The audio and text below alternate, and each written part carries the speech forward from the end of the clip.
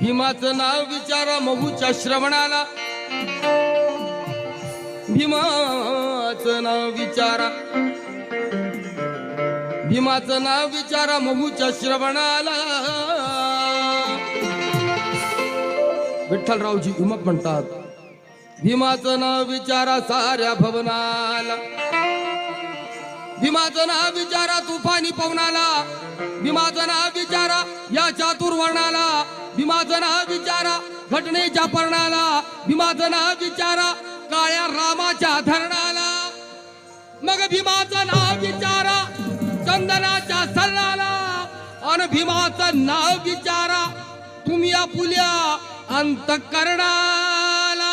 अन भीमाचं नाव विचारा तुम्ही आपुल्या अंतःकरणाला. ला